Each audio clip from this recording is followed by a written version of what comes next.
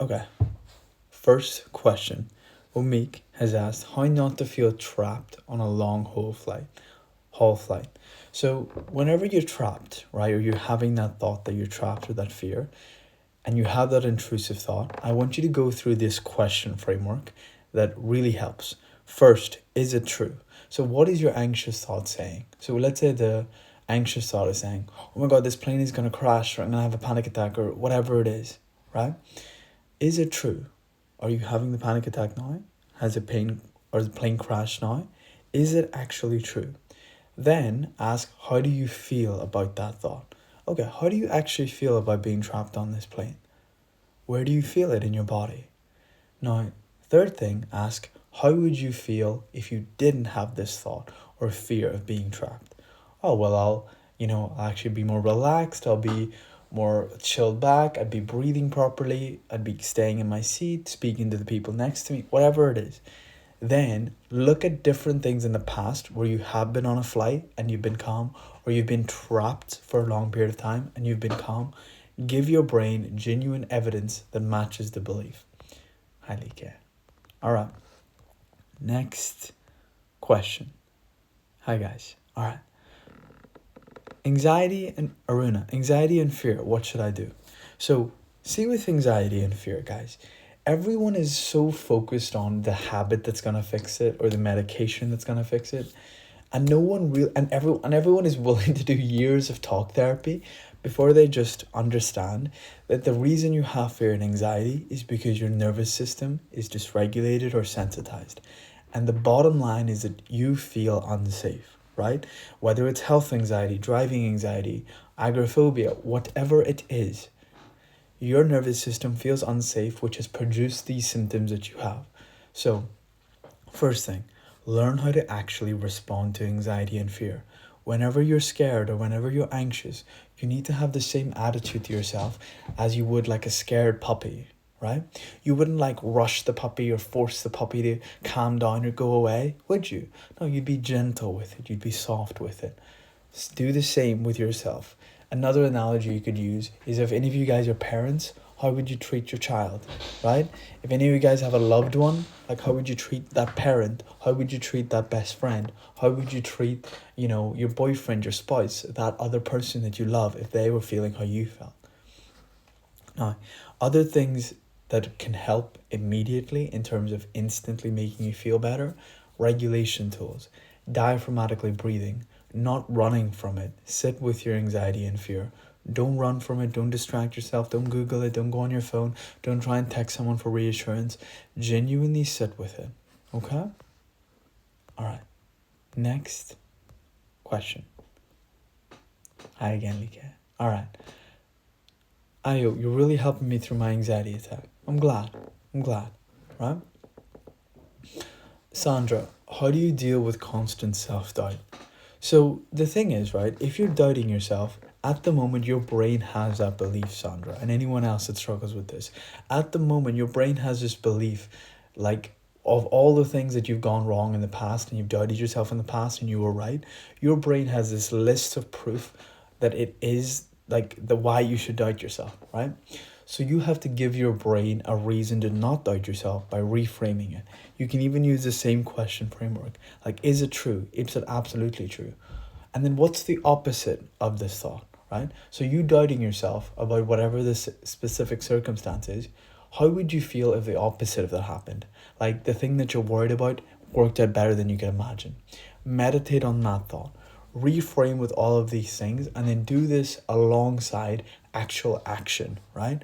That person that doesn't doubt themselves, how would they act? What habits would they have? How would they talk to themselves? Start acting like that person, and your identity will change from someone who has doubt to someone that has confidence. Okay. Ovi, I did escape from DPDR before, but I'm back on it again. Okay, so Ovi, what could have happened, right, is that your nervous system just got sensitized again, but also you have to understand why is DPDR happening in the first place. DPDR is when, your brain disassociates or depersonalizes from your present experience as a protective mechanism because you're under chronic stress. right? Because you're under chronic stress.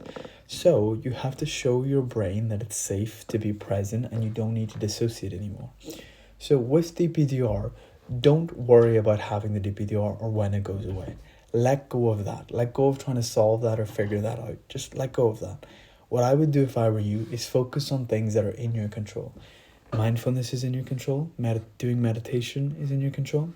I have someone in my community that gave me a really amazing quote that I'm going to make a video on it. But it was like meditation over medication.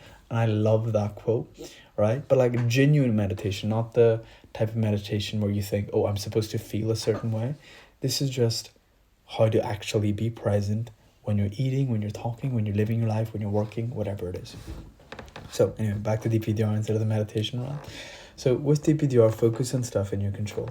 What are you eating? Are you going on your phone? Are you Googling DPDR? Are you constantly scrolling? Are you asking people for reassurance? Are you taking care of yourself? Are you getting sunlight? Are you getting exercise? Question your health and why this is happening in the first place and why you got stuck in the cycle again. Okay, Jack, I'm training and going out. I still have the symptoms. I don't really know how to solve it. So, Jack, if you're doing the exposure that you're supposed to do, and if you're also doing the habits that help your nervous system, then let your body take as long as it takes and let the symptoms go away on its own. Don't judge your progress on whether you have the symptoms or not. Even when you've healed anxiety, or even when you're healing anxiety and you're starting to feel better, it's okay to still have the symptoms. They will naturally go on their own. And the thing is, it's still okay to have anxious sensations and anxious thoughts. It's not that you're trying to permanently get rid of that. It's more that you feel quote unquote normal anxiety or normal stress. Okay, Safik. I hope I'm pronouncing that right. I'm probably not, so I'm sorry. My intrusive thoughts are still coming out. My intrusive thoughts of dying are still coming sometimes. It's out of nowhere. How can I overcome this? So, with your intrusive thought, the fact that, you're not dead in that moment, just notice that, right? You're alive, you're breathing this moment. Second of all, whenever the thought of dying comes, ask yourself, is it true, right? Like, well, I'm not dead yet. And the thing, like, it's worried I have cancer and I'm going to die. Do I know that I have cancer? No. So it's not true.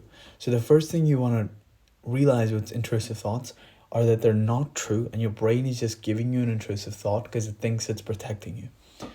Once you realize it's not true, ask, how do you feel about that thought? Like, how do you feel about this thought of dying? Where do you feel it in your body? This is where mindfulness and knowing how to be curious about your sensations comes in. This is what the book Dare kind of tries to teach you, to run towards it. But most people don't know how to actually be present or be mindful, and they try and force their body into it, or they think they're doing it. They're like, oh, I'm doing it, it's not working. You're not, it's not really working because you're not truly accepting it and being curious about it. Because if you were, you wouldn't have that thought. No. Then ask, okay, how would I feel about the opposite of this? Okay, if I didn't have the fear of dying, okay, well, I would probably enjoy the present moment more. I would probably take the things I currently take for granted, not for granted anymore. I would probably enjoy hugging a parent. Simple things like enjoying a tea, the sunrise, sunset. So live like how you would want to live if the opposite of that were true. And then you can also think of memories where you didn't have the thought of dying and you were fine in the past to align with this new belief. You have to really learn how to rewire and reframe all of your anxious, intrusive thoughts into a thought that is actually serving you. So if you think of this analogy, like each thought you have is a brick you're building in this house. Whenever it's an intrusive thought or an anxious thought that you identify with and spiral on, it's like you're taking away a brick of that house, making it weaker, making it have a poorer foundation whenever, wind comes or storm comes or fire comes. Whenever you reframe it to a thought that is actually helping you, of gratitude, of positivity, right? You can even mix this with affirmations. You are adding a brick to that house, making it stronger. And that brick, that house, is your mind, where you live all the time. Okay, next question. Okay. Ovi, but the breathlessness makes me feel like I'm dying. So with the breathlessness, right, you need to let your body feel breathless. You're not gonna pass out. Your lungs know how to breathe. Your diaphragm knows how to breathe. Your body already knows how to breathe. You trying to solve the breathlessness is what makes you feel like you're dying. And then as soon as you think, oh my God, I feel like I'm dying, and you like really feed that cycle, it makes the symptom more intense and feel more scary, and you feel more fear. So before it gets to the fully staged breathlessness, I promise you, you have some triggers, whether it's thoughts, specific sensations. There's like a pattern you follow before the breathlessness gets so intense. What you want to do is learn mindfulness so you can actually be self-aware of your patterns. And before your nervous system is so far into that fight or flight state, pause, slow down. You can do a regulation tool. There's a free course in 7 regulation tools in my free community. And then if you know how to meditate, that I teach on my PED community, you know how to respond to physical symptoms like breathlessness. So somatic tracking and mindfulness is how you respond to those symptoms. And then you can practice slowing down your breath, diaphragmatic breathing, etc. But in the beginning, I would suggest just notice the sensation as it is. Don't try and change the breath, don't try and fix it. Just let it be exactly as it is. Okay, Aruna. Constant thoughts coming in my mind again, and I can't sleep and stay asleep. So with that, right, what's your night routine like? Are you going on your phone before bed? Are you going on your phone in the morning? Are you taking a walk in sunlight in the morning? Are you mouse taping to make sure you breathe from your nose and activate your parasympathetic nervous system throughout the night, right? Are you cooling down your body before bed? Are you taking magnesium? Are you taking vitamin D? Like, there's a lot of things we can try and fix that are in our control before we just like, no, it's the thoughts that are a problem, not me, right? Your thoughts are just a reflection of how you treat yourself, talk to yourself, and your habits, right? And also what state your nervous system is in.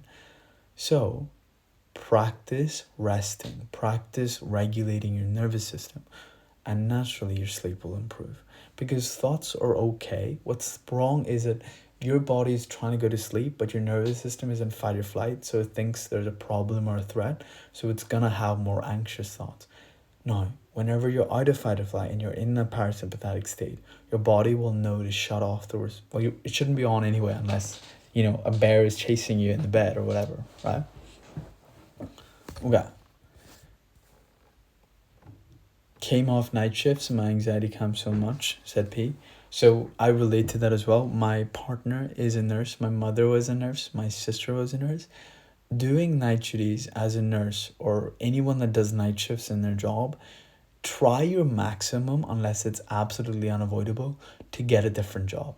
Humans were made to sleep during the night and be awake during the day. It's no coincidence that we feel sleepy at night and our circadian rhythm is regulated by light. This is why getting sunlight in the morning helps, and when the sun sets, to catch the sunset as well.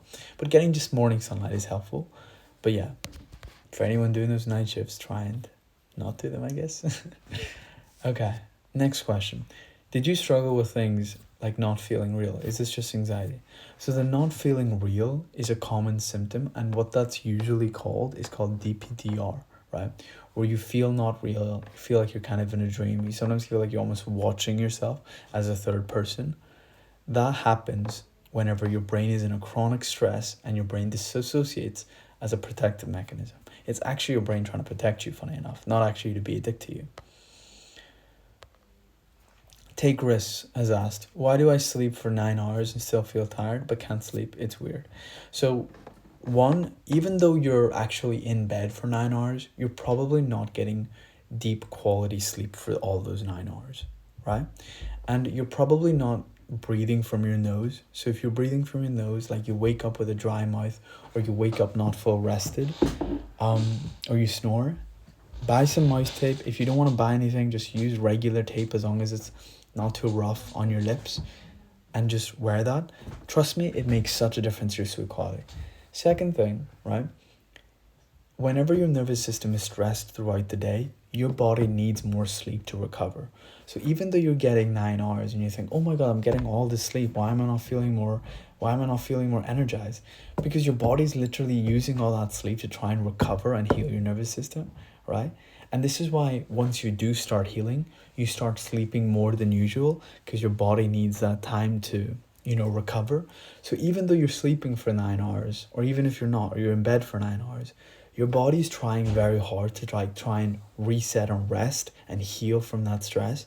And then it's like, if you think of the stress that you put yourself under, not even enough to heal for one night's sleep. Like, you really need a couple nights or a couple weeks, depending how intense your nervous system dysregulation is. But that's probably why you feel like you get enough sleep, but you're not getting, or you don't, or you're still tired or not sleepy. Okay, Bree, your videos literally saved me because I felt not alone, which helped heal those terrible episodes. I'm so glad you felt that, Brie. And if you want that feeling of not being alone, I literally have 2 communities that I run. One is free as well. But yeah, where you can actually literally connect with real people. So for example, in my paid community, we come together every week, on a video call. So you would actually speak with me and other people, on a call. I could see you, you could see me, etc. So yeah. Okay. Kyle. I don't know if you're still in, Kyle, but hello if you are. Wendy. The headaches, head pressure, dizziness, depersonalization, thinking something bad will happen. Wendy, right? Nothing bad's going to happen, but your nervous system is in fight or flight, giving you those physical symptoms in DPDR. So start regulating your nervous system, and naturally the symptoms will start going away. But for the physical symptoms, learn how to respond to them. Are you doing safety behaviors that make the physical symptoms worse? Right? Focus on what you can control. Your nervous system's symptoms and those physical symptoms that you feel, those are just a manifestation of your nervous system being dysregulated. And I will say nervous system dysregulation until you guys get sick of me saying it, because it's so important. So whenever you actually regulate your nervous system, naturally the anxiety symptoms will go away. No doctor, not even therapist sometimes actually show you how to regulate your nervous system. We're not taught this in schools, right? But children usually have a naturally healthy nervous system, and it gets dysregulated through, how you treat yourself, trauma, things that happens, etc. Okay. Next question. Steve, would learning to regulate my nervous system first before exposure therapy a good idea? Steve, I would suggest doing both at the same time, because the exposure is an opportunity to learn how to regulate, right? So whenever you're doing exposure and then you feel your symptoms come on or the thoughts come on, that's a perfect chance and opportunity to actually apply nervous system regulation and learn how you feel. So I would say do it both together. You really need both to heal. Some people are fine with just exposure and they do exercise, and they do that so consistently and their nervous system has the ability to deal with stress. But I would honestly suggest doing both at the same time. Fishtail, mate, how did you overcome it? Mindfulness and nervous system regulation, habits that help my nervous system, and then C, living my life despite the anxiety and showing my brain I am this confident, safe person. Thank you, Gabe. It really helps. I'm glad. Dylan, thank you for the follow. Okay. Thank you for the follow, Ellen, as well. Tay, how do you deal with nighttime anxiety? Right? So, someone also asked about a wind down routine, etc. Here's what I would suggest, guys. Your wind down routine matters from what you do in the morning. When you wake up, don't go on your phone, right? Get outside, get some daylight or natural light into your eyes. If it's not sunny or the sun isn't out when you wake up, put some artificial bright light on and just get it into your eyes. You can even buy that from Amazon if you want. What that does is it regulates your circadian rhythm and lets your body know that when it's nighttime, it's time to rest. Also, what are you doing before night? Are you on your phone? Are you watching TV? Are you smoking? Are you drinking? Are you spending time with people you don't care about? Or you don't trust, sorry? Are you eating right before bed? Are you eating like shit? Are you exercising? All of these things that make a significant impact, right, on your nervous system are stuff that's in our control. So pick one of those things. I'm sure whenever I was going through that list, you probably had one or two things that your natural intuition was like, okay, maybe I could be better at that. Start with that. So before bed, in terms of a night wind down routine, guys, don't go on your phone at least an hour before bed. Don't eat food a couple hours before bed. Have your last meal Maximum have it 1 hour before bed, but preferably like 3 to 5 hours. Don't eat food, because when you're sleeping, you want your body to be resting and healing your nervous system, not digesting your food, right? And have some sort of habit that helps you relax your body. Yoga nidra, yoga, meditation, exercise, but not right before you go to sleep. Reading, all of that stuff will help your nervous system go out of fight or flight. Okay, next question. How do you get rid of eye floaters and dry, dull eyes?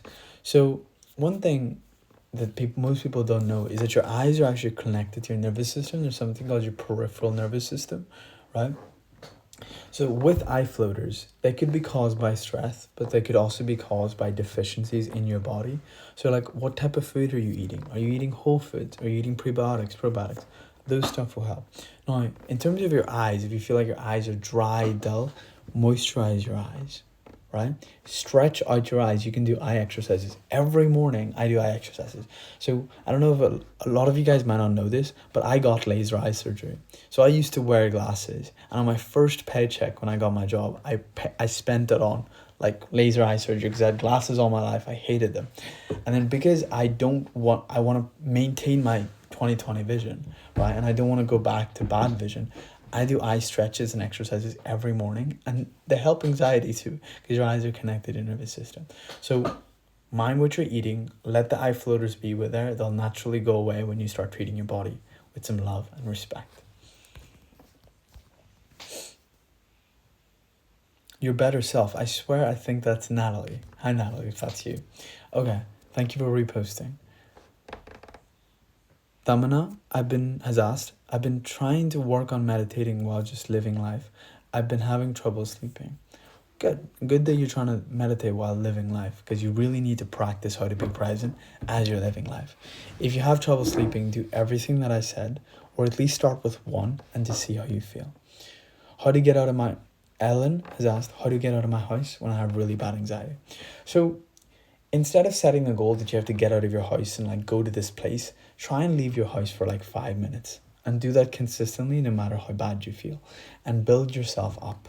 You need to give your brain evidence that you can do it for it to get easier, if that makes sense. Tamana, for sleeping, mouth tape, wind down routine, no food screens before bed, walk in sunlight in the morning. You do all those things consistently, your sleep will be significantly better.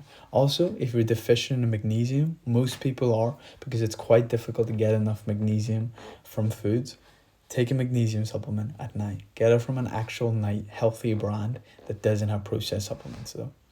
Okay. Lucy, I'm suffering terribly with breathlessness. Did you ever suffer with this? So right before I would have panic attacks, I would feel so breathless, and then it would like sometimes trigger panic attack. So the thing is, when you're in fight or flight, you're breathing from your chest and your shoulders instead of your diaphragm, right? And like, here's a quick way to know. So like, you know how my voice is deeper now and I'm like speaking from my stomach? And then if I go really high pitched, I'm like speaking from my throat and my chest. Whenever you're breathing, or whenever you're anxious or breathless, you're breathing from there. So you want to really practice diaphragmatic breathing, right? So like, let your rib cage go out, let your belly soften and expand outwards, and then pause and let the exhale lengthen, right?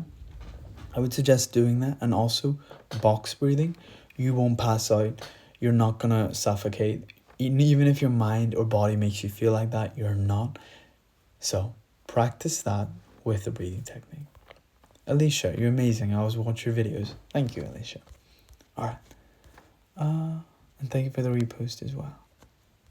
Okay, next question.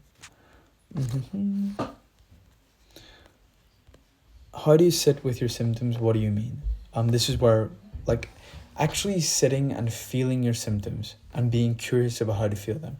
This is why I teach the mindfulness course, to help people how to do this, or show people how to do it. How do you keep it regulated? Your habits, how you talk to yourself, compassion, how you spend your time and attention on. Is it on stuff that dysregulates your nervous system or regulates your nervous system?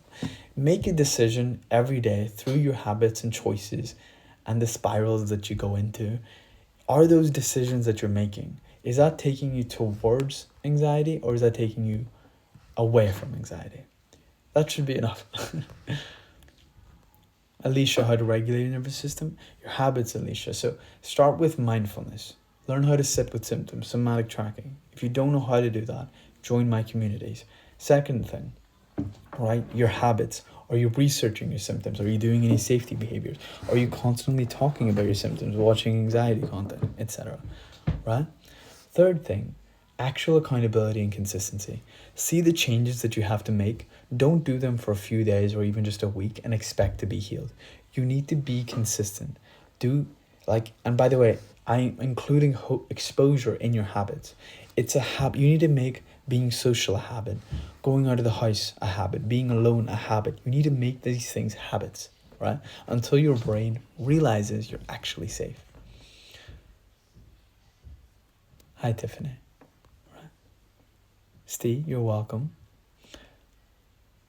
Daniela, I feel like fear is controlling me from achieving my life. So do it scared. The things that you want to make are your step, whether it's get a new job, whether it's find a relationship, whether it's learn tennis, whatever it is, whatever your dream is, you have to learn to do it scared, guys.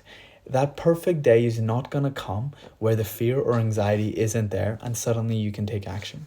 Let go of that. That's not going to happen. All of these people that you see that have any type of success, they've taken action despite being scared, despite being afraid, despite being broke, despite being unhealthy. If it's to fix their health, that's their goal. They did it regardless. Now, you can make it easy for yourself by starting with baby steps and just, taking a little bit of an action. What's like one easy small step you can take? Start building your momentum. Michelle, I have anxiety, I'm on meds, I exercise, does it help to heal anxiety? Yes, exercise does because it increases your nervous system's ability to deal with stress. Alicia, I feel I'm recently trying coming off beds as it made me worse trying to heal naturally. Yes, right? So when you come off meds, you're nervous or you were using that to numb the anxiety really. So when you come off the meds, right, it's going to be difficult because the way you're nervous or how you think the anxiety went away, you can't do that anymore. But I promise you, stick it out, take it easy on yourself, be compassionate with yourself. Find other habits that help you regulate, like exercise, meditation, yoga, exposure, right? And it gets easier and easier as your nervous system gets stronger. See the fact like coming off meds, you need to see it as an opportunity, right? This is my opportunity to regulate my nervous system naturally.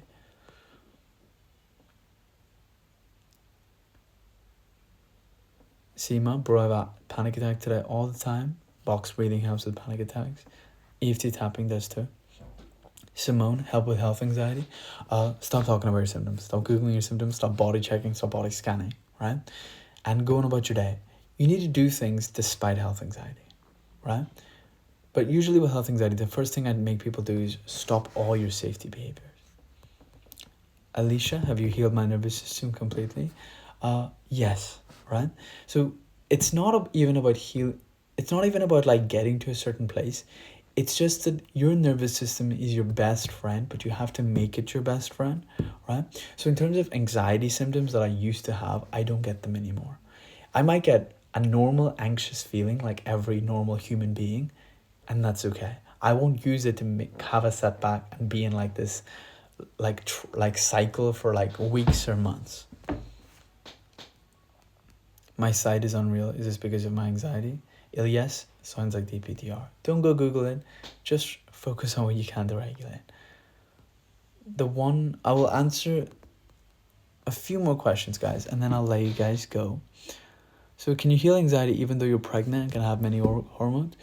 Yes, you can, but thing is, because you're pregnant and your body is going through all those changes, you need to be giving yourself more support. And I hope that the father or someone in your life is giving you that support, because with pregnancy, like my older sister gave birth recently, like your body, obviously I'm not a woman, so I can never relate to it as truly as you can, but I've seen it firsthand, right? So you need to just give yourself a little bit of extra support for what you're going through. This is where having a solid support system really comes in play. Okay, how did you heal? I have crippling anxiety for 4 years now. Mindfulness, meditation, specifically for anxiety, exposure, your habits, and do all three consistently. How do you deal with running thoughts and can't concentrate? What's your dopamine like? Are you on the phone? What's your screen time like? Are you getting sunlight in the morning? Are you doing activities that affect your concentration and dopamine? Like porn, like drugs, like alcohol, things like that, right? Are you getting enough sleep? Then meditation also helps actually teach you how to be present and be aware of thoughts.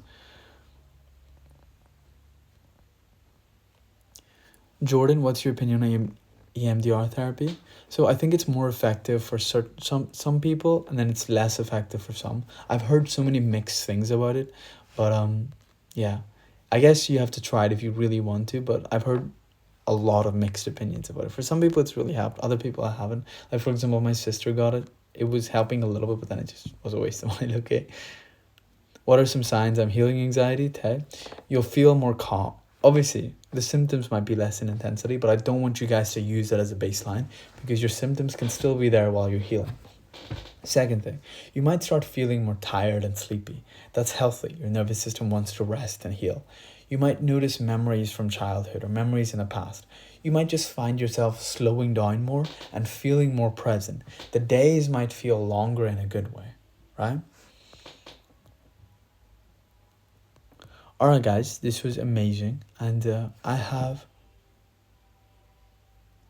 to. Sorry, I just read a racist comment. I'm gonna ignore that. So, guys, it was amazing to speak with you guys, and yeah, I will hopefully see you guys in the next live. And if you need more help, go join my free community in my bio, and in that free community you get a free one-on-one call with me as well, and also a free course. So go click the link in, sign up, and join the free community. It will only take you 30 seconds. All right, peace out, guys.